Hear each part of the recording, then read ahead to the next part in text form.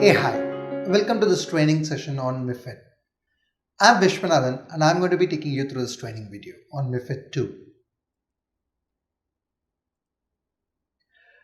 In this session, we're going to be looking at an overview of MiFID.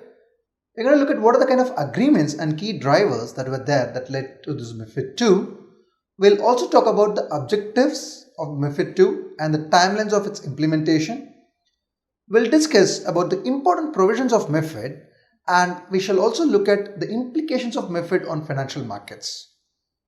Eventually, we'll also talk about the operational impact of MiFID regulations. Let's start with the overview of MiFID. As we begin, let's understand in terms of what lessons have we learned from the financial crisis. Remember, the first MiFID regulation came up in 2004. During this time, between 2004 and now is where we saw the major financial crisis happening during 2008-2009 period. Now, during this period, we saw some institutions that were resilient to the financial crisis. They appeared much more resilient and they were able to absorb the stock shocks from this enormous market crash. On the other hand, there were certain stocks or certain financial institutions that were not able to cope up with it. They appeared to be unable to protect themselves. What were the difference? If we look at the three critical aspects, we could say first is the availability of your capital base, then it's about the quality of this capital base, and then we would say the third important factor is the level of management effectiveness of the bank's liquidity or the institution's liquidity, if I may want to put it. Now let's start understanding about what is MiFID. So now the Markets and Financial Instrument Directive is a EU directive. Now one of the key purposes of the MiFID, which was originally brought in, was to provide a level playing field across the European Economic Area and also to ensure investor protection. Now MiFID 2 focuses significantly in terms of investor protection, and MiFID 2 comes into picture right after the 2008 financial crisis, where the regulators realized that the provisions of MiFID was not adequate or did not address the concerns properly. Now let's talk about the goals of MiFID. As far as MiFID is concerned, it has two key policy goals. The first is to extend the scope of the passport to include a wide range of investment services. We can look at this as, or we can rather explain this as a single authorization for business across the EU region. So an authorization obtained in the home state can be used to conduct business in other parts of the EU, in other states within the EU member countries. The second goal is targeted towards removing major hurdles to cross-border businesses by way of application of host state rules to incoming passported firms. Now let's understand MiFID directives here. So MiFID is an example of a EU-wide directive. Now this directive is binding on all members of the EU states. Even though it's binding on all of them, each member state is given certain discretionary power in terms of the form and methodology of implementation. For example, in the UK, when EU issues regulatory directives such as MiFID or the the Capital Requirements Directive, the FSA conducts an implementation cost-benefit analysis to assess the most appropriate ways to implement this or the appropriate aspects. Now there are few aspects that we got to keep in mind, which includes the industry attractiveness. Now the directives are implemented keeping in these factors in mind. Now tighter rules from EU reduces the scope for regulatory arbitrage between these different countries. Now let's look at the agreements and key drivers of MiFID 2. In Pittsburgh in 2009 and subsequently in Washington in 2011, the G20 countries made a commitment to bring in enhanced transparency in the derivatives market. In addition, it was also required, or rather it was deemed necessary, to review the provisions of MiFID which was originally implemented. And between MiFID and now, if you look at it, a lot of new products and new strategies and new aspects have come in financial market, and it was also necessary that MiFID, the new guidelines, reflect this. And these were the key criteria or key reasons for the introduction of MiFID 2. Now let's look at the areas of change that MiFID 2 brings in, or it attacks mainly in terms of corporate governance, product interventions, transparency, and market structures. If we look at governance, we talk about conflict of interest, and new rules pertaining to conflict of interest has been brought in to help investor protections. High frequency trading is one of the areas that's been dealt in MiFID 2, and specifically speaking, the algorithmic trading on the curbs, necessary restrictions that have been put on it, or the disincentives that needs to be in place for market manipulation through this process. Transaction reporting is another important area that's been focused on in order to help in transparency. Further, MiFID 2 also allows businesses in third countries to access the EU regime, or the business in EU regime, subject to their local regulations being evaluated. Now, MiFID also touches upon the trading venues and also focuses on regulations of the trading venues, and also looks into commodities as an asset class. Now, between MiFID 1 and MiFID 2, let us see what are the key differences. We'll be discussing these areas or specific MiFID 2's new introductions a little later in detail, but just to broadly talk about it, we could say MiFID 2 focuses on more asset classes and does not confine itself just to equity, and MiFID 2 also brings in about more regulations in terms of the trading venues. We'll be discussing about them in detail. Now let's look at the objectives and timelines of MiFID 2. If we look at the broad objectives of MiFID 2, it is focused on opening up of market for greater competition. To that extent, it focuses on creating a level playing field. It seeks to shine greater light on business practices and bring more trading activities onto transparent, organized trading venues. MiFID 2 addresses shortcomings revealed by the financial crisis, which is predominantly on account of opacity in derivatives on the OTC markets. Now, MiFID 2 prescribes context of business standards and provisions for investment products and services. So, MiFID 2 agenda, we could look at it from two perspectives. One is on the management of the company. It wants to focus that the management has adequate supervision and also has a good remuneration policy that prevents mis-selling of products. It also brings in rules to ensure that sales staff and advisors do not have any incentives for mis-selling of their products. Right? Now, MiFID is being brought in with effect from January 2017, and it affects all investment firms, credit institutions, UACITS managers, and alternative investment fund managers as well. Now, this is one of the areas that MiFID 2 touches upon, or set of things that MiFID 2 touches upon, which are not broadly addressed in MiFID 1. Let's talk about the objectives of MiFID 2. Now, MiFID 2 focuses in terms of increased transparency into transactions. This transparency is not just during the trade, it's also the pre-trade and post-trade transactions. It focuses on investor protection, and it also focuses on limiting the commodity speculations as well as reducing the impact of market disruptions on account of high frequency trading. It also brings into focus a new concept called as organized trading facility, which is mainly to establish a platform for certain OTC derivative products. Now, remember that MiFID 2 brings in a fundamental change for the financial markets. This not only requires major implementation effort, but it also requires a complete reassessment of the business models for the financial institutions that are affected. Now let's focus on how MiFID 2 deals with, especially taking into consideration the latest market developments. If we look at MiFID 1, its key focus was on ensuring greater competition and ensuring a level playing field across the EA. On the other hand, MiFID 2 focuses more on bringing in transparency in the organized trading venues. And MiFID 2 addresses various shortcomings that were revealed by the financial crisis of 2007 and 2009, the global crisis that we faced, which MiFID 1 unfortunately could not prevent. Now let's look at how MiFID 2 addresses latest market developments. Since MiFID 1, if we look at it, there is a significant increase in algorithmic trading activity, and therefore MiFID 2 brings in regulations to handle high frequency tradings. It also imposes positional limits in commodity markets to prevent excessive speculation. And it also focuses on avoiding conflict of interest in investment advice in order to protect investors' interest. Now let's look at the MiFID II updates. What is the purpose of MiFID II? The purpose of MiFID II is to bring in greater transparency into the financial markets to protect investor interest.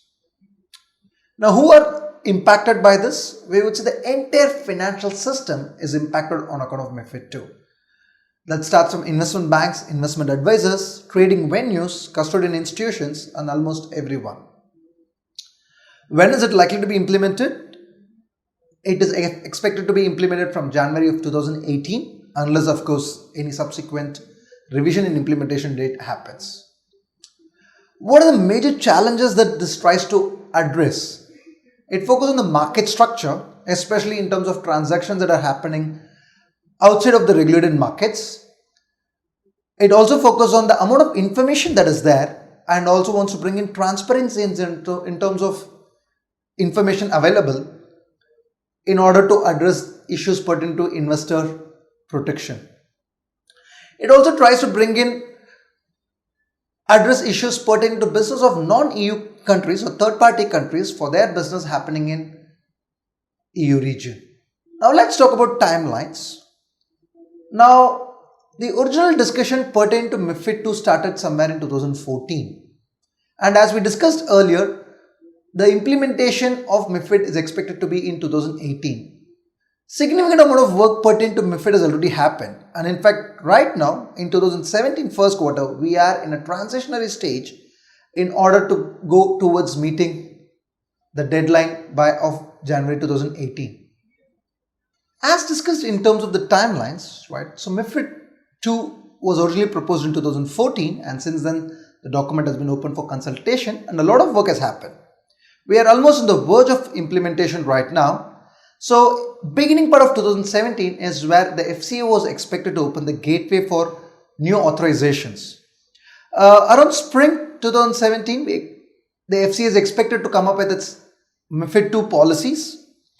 And July 2017 is when countries are expected, or the EU states are expected to transition to the MiFID II policies, so that this can be effectively implemented from January 2018 onwards. Let's now attack the important provisions of MiFID II. Now, as we said earlier, MiFID II focuses on 4 areas, that is investor protection, bring in transparency, focus on market microstructure, and also in terms of data. If we look at investor protection, the key areas that has been brought is in terms of banning inducement to investment advisors. So investment advisors are supposed to be taking into consideration the interest of their clients rather than product manufacturers. So in case if there's an inducement from the product manufacturers to provide a particular product or advice to the end investor, that is something that's supposed to be banned, and MiFID II brings in a regulation towards that. It also brings in regulations towards focusing on product governance and best execution, and also requires investment advisors to explain or to disclose all conflicts of interest to their clients. It also brings in regulations in terms of transparency. So if we look at it, it stipulates that in terms of transparency, all orders have to be disclosed in terms of their size and the market prices. Of course, there are certain exceptions which we'll discuss a little later on. And not just in terms of pre-trade, even post-trade, the trading networks are supposed to give certain informations pertaining to the orders that are being handled. And also, this MiFID II focus on bringing transparency to not just equity products, but also non-equity products as well. It also focuses on the market microstructure and focuses mainly in terms of the high frequency tradings.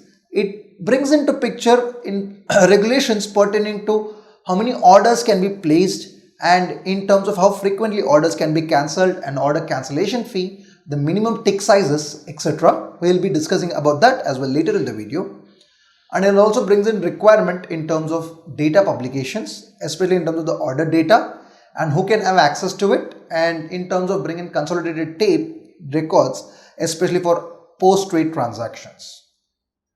Now let's look at the investment protection measures that have been brought in by MiFID II. Firstly, we'll talk about disclosures. It requires enhanced disclosure by the trading venues in terms of the trade quality so that investors could take better decision. It also brings in certain minimum qualification requirement for advisors so that the advisor quality is maintained.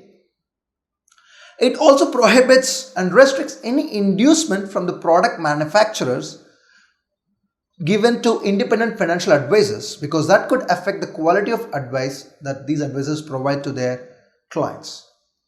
Finally, it also focuses on the conduct of business, and specifically it looks at whether the investment advisors are providing products that are suitable to the end investors. Now let's talk about transparency. Now if we look at transparency, as we discussed earlier, compared to MiFID 1, MiFID 2 focuses not just on equity as an asset class, but also in terms of other asset classes as well. Now it focuses on transparency both in terms of pre-trade as well as post-trade. And when we talk about transparency pre-trade, we are specifically talking about providing information pertaining to orders, including the size of order and the price of order. So if we look at it, there are segments of the market such as dark pool and broker crossing networks where you could also have investors or traders place anonymous orders.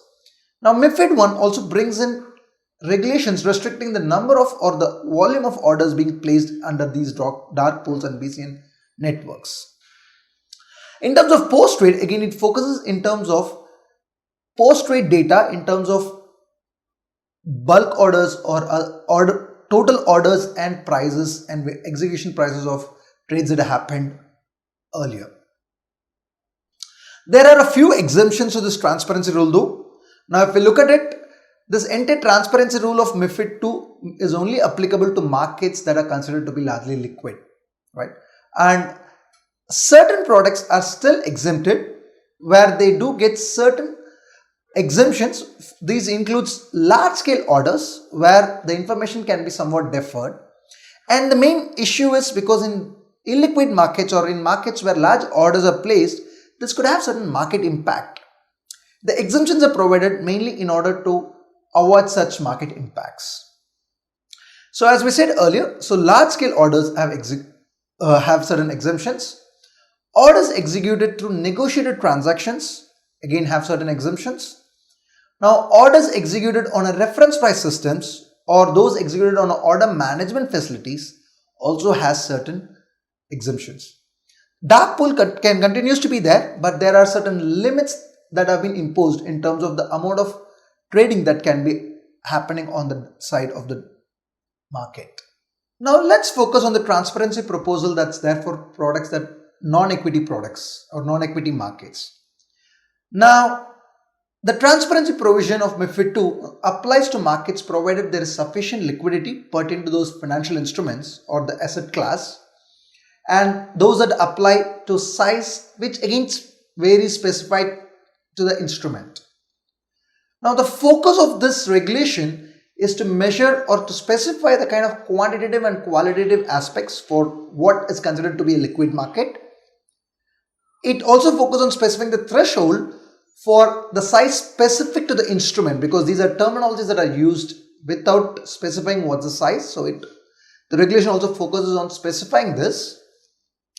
And it also focuses on bringing transparency to these markets to reduce the information advantage that typically are there with the financial institutions, but which are not there with the end investors.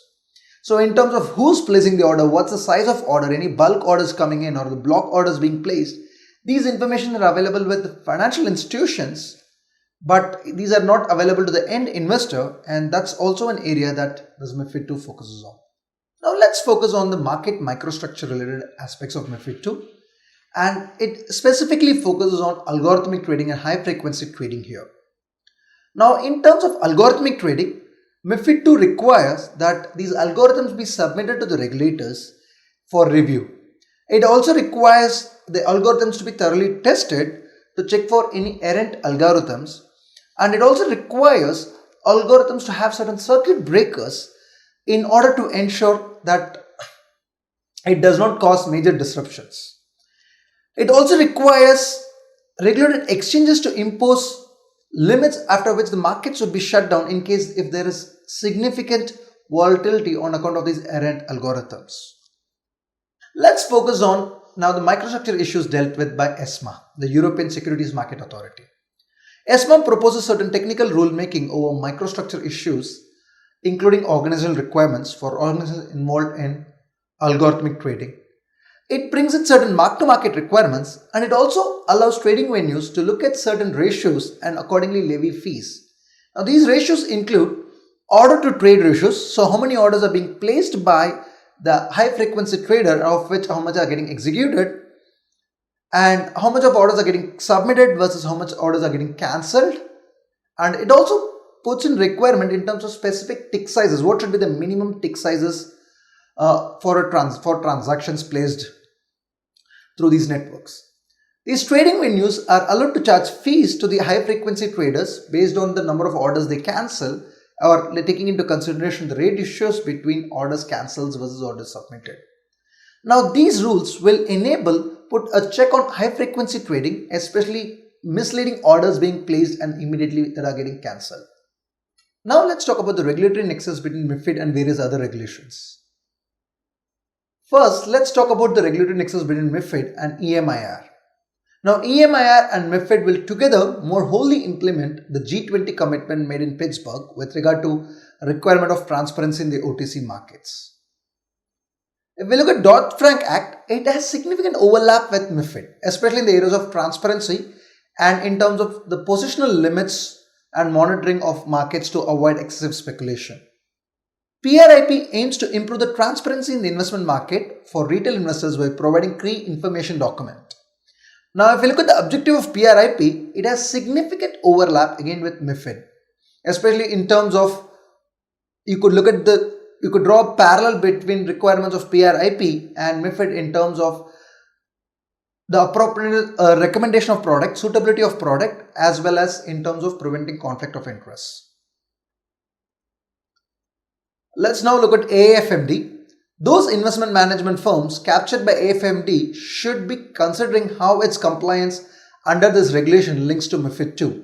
Specific consideration should be given to investor protection and remuneration requirements. MiFID II requires investment firms to be compliant with CRD4 in relation to governance requirements. Changes in scope under MiFID II may also have a bearing on CRD4 application for firms. Finally, let's look at MAD. MiFID II and MAD were proposed almost at the same time, and therefore we see that they are largely aligned with each other and there is more consistency in their provision than when they were initially proposed. Now, MAD will be exposed to cover the MiFID II OTFs. Now, let's look at implication of MiFID on financial markets. If we look at the heat map that we're going to present on the slide, we notice that MiFID almost affects every single aspect of the financial institutions. Just to explain you the heat map, the red color indicates high level impact, green indicates low level impact, and orange indicates medium level impact. As you can see, the various regulations of MiFID has maximum impact in terms of investment firms, or rather investment banking firms, followed by investment advisory firms. If there is one institution that has some amount of less impact, we would say that would be the custodian firms, who otherwise are largely unaffected barring 2-3 provisions of MiFID. Right? Now let's talk about the impact of MiFID II on the investment process. If we look at the investment process, we could perhaps look at it into 4 categories: the pre-trade part of it, the trade management, and then operations. If you look at it, MiFID II has impact almost on all these areas. When you look at the pre-trade part of it, firstly it's about the transparency, where it requires disclosure of data in terms of volume and price of orders that are outstanding. It also focuses in terms of aggregation of data across different platforms as well. It also has regulations focusing on the quality of assets in terms of high quality liquid assets and low quality assets, etc. And most important provision of MiFID 2 on pre-trade, we would also say, is in terms of unbundling of research services. Now, brokerage firms which so far have been providing research services for free and in turn have been using commission that they receive from their execution to recover the costs may not be able to do that anymore. Research services have to be priced separately and execution has to be priced separately. It also has impact in terms of how tradings are done. Well, a couple of areas it focuses on is how the trading happens. So it requires one important requirement that brought in is in terms of synchronization of clock across exchanges so that the time of events can be accurately reported across platforms and across exchanges. It's also brought in regulations pertaining to where to trade. So it's brought in this concept called as organized trading facilities, which are in addition to the regulated markets and multilateral trading facilities that were there mentioned in MiFID 1. So the organized trading facility that's been brought in for OTC derivative contracts is a new introduction of MiFID 2 that affects where to trade. In terms of operations, we could talk about the post-trade aspect of it. Again, there are certain reporting requirements that MiFID 2 proposes which affects this leg of the entire investment process. So these are all the various areas where MiFID 2 affects the investment process. So we would like to conclude our presentation here. Now in conclusion, we would say that investment firms are going to face numerous challenges as MiFID 2 is getting implemented. Because keep in mind, MiFID 2 is not just an additive regulation, but it's an altogether new regulation, especially for certain instruments and asset classes. Special consideration should be given to specific risks that are associated with implementation of MiFID 2.